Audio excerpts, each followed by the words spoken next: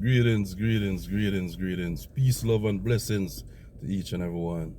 And wherever you're at, I hope you're all in the best of health. Well, if this is your first time watching my channel, you're more than welcome. Please subscribe. Well, for all the ones who return and watching my video, I really appreciate you guys, man. I really appreciate you guys, and thank you all very, very much. And big up all my subscribers. Well, peeps, story time. Cause from the other day, everyone is asking me about the stories when I'm going to drop another one. My co-workers, they know about them. My brethren, they asking me. Well, peeps, the one that I had in mind to do, I changed my mind. I'm going to save it for another day. Well, this one is actually a taxi story. Well, what happened now, peeps? It was one Wednesday. I'm at work. But something deep down telling me, leave the mall, don't go there, just go straight home. But I didn't listen to myself. I ignored what inner voice was saying. Happened to my van, drove all the way up to the mall. So now, when I went over by the spot, it was 4 drivers there.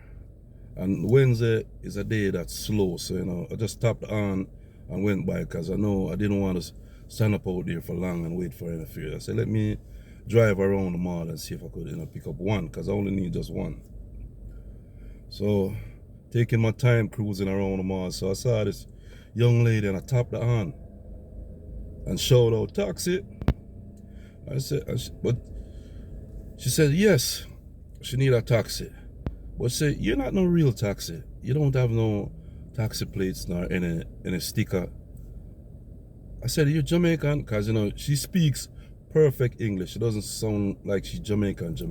She speaks perfect English. She don't sound like she's from the ghetto or she's from the countryside. So I said, you Jamaican? I said, yes, I'm Jamaican. What, something wrong? I said, no. But I just know that Jamaicans, they know that over here in this era, it's like everybody uses the car and hustle. She said, I don't like to take those taxis, because the drivers, they like to get fresh with people, and I don't like that. I said, well, young lady, I'm sorry for what you're sorry. I'm going to tell you sorry for those drivers, but with me, I'm not looking for any woman. I just need some cash right now. That's all I want. I'm not looking at anybody or nothing like that. She said, oh, yeah, Rasta. I said, yeah, I'm Rasta. Is something wrong with that? I says, no. Says she feel comfortable riding with a Rasta, because most Rasta people, they don't be getting fresh and disrespectful. So I said, I can't speak for anyone, because people is people. And you have good and bad in everywhere, Well, anyway, I asked her, I said, where you want to go? So she turned to me and said she wants to go, she wants to make 2 stops. She wants to go to 230 and White Plains Road. That's by the 2 train in the Bronx. And then after that, she wants to go by 222nd by the train. So I said, well, those 2 stops going to cost you $18. She said, oh, you're so expensive. You can't do it for $15. So I said, never mind, come on. So she asked me, said, where she must ride, if it's in the front or back. I said, come on front, because it's a hustle.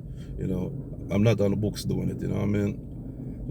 So now, this young lady, when I saw her, I thought she worked in a bank, because it was springtime, weather was cool. She was wearing a 2-piece that matches, a gray skirt on the top that matches, 2-piece.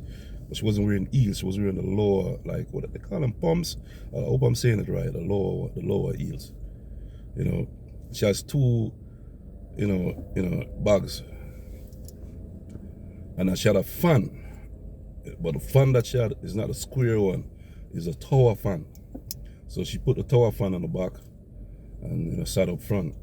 So me and her was driving, but it's just me. I have a knack. When someone come around with me, it's like their energy, if it's not right or something going on, sometimes it scares me the way I'm. I just can't sense things. So I said, let me test this woman, because just something about her. She looked like a Christian, because she was wearing prescribed glasses and everything, speak nice. I said, yeah, do you have change? I said, yeah, I have change. She dropped me that real sharp. So, we driving and I'm like, last week, Wednesday, I came out here and I pick up a young lady and she run off with my fare. But she's not Jamaican though, she from Antigua, because I heard the accent and I even asked her where she from, which is true. Took her over here by a place they call Bronx and 228. And as I pull up, she just ran out and ran straight into her house. I was so pissed because that's the only trip that I needed, and she's going right where I want to go, right by the restaurant, close to the restaurant where I want to go. So I was telling her about the experience, and she was like, "You see how some people are so dishonest?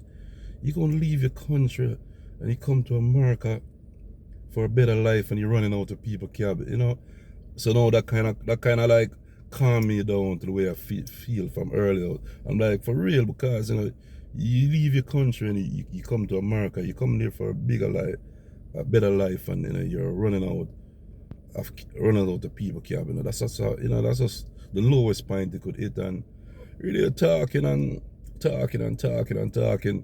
Well, from the mall to 213, if no traffic on the main strip, it's like about 15 minutes. So when I got up to White Plains Road, made a right, got up to 213, she told me make another right. So I pull up. It's like her house look like her house is next to a house, but it looks like a little mini building because they're giant together. But anyway, she looked at me and she says, "Listen, I'm gonna bring this fan inside, go give it to my mom. My tool bag right here on the floor. Watch them for me, hold them for me. You don't have to worry about me. I'm not like the Antigua lady." I said, "You're good, man. You're good. I'm good. Just don't stay long though. You know what I mean?"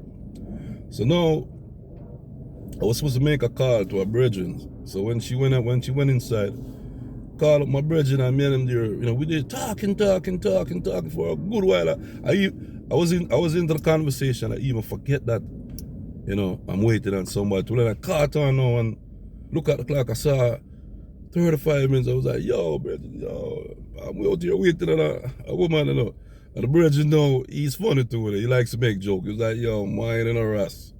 Mine, she gonna drop a quickie and then knock out her, The man don't even want her to leave. These people, man. They're flexible." So I'm like, "What? I don't want to hear that." I said, "Yo, you hear my brethren? Let me talk to you later. So I'm tapping on, and nobody ain't coming. So I say, "You know what? I have those 2 bags and the collateral, so I'm good." Drop the seat, little and there, relaxing, waiting. When I look 1 hour, I say, "Oh my gosh."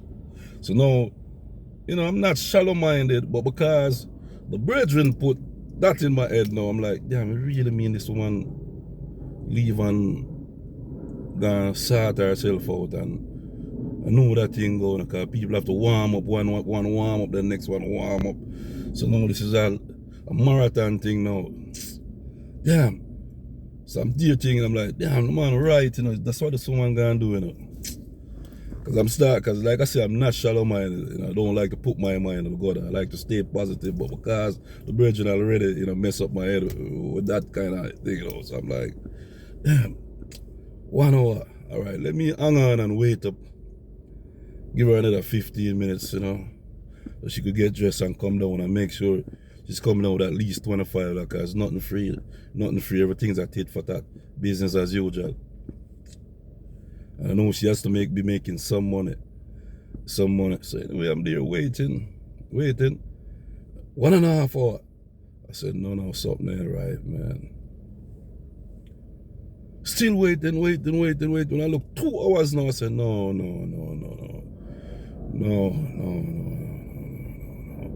This is just too much. I can't take this anymore. So I said, something? I'm just gonna go home.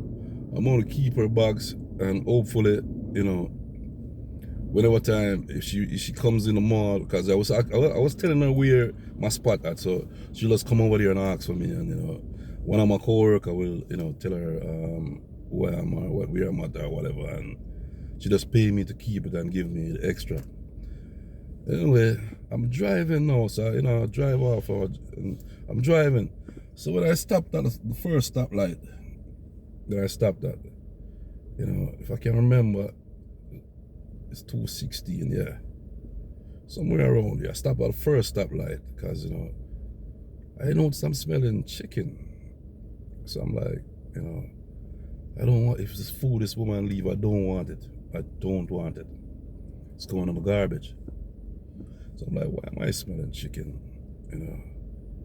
So I said, let me pull over and take a look. So when I pull over, pick up one of the bag. When I open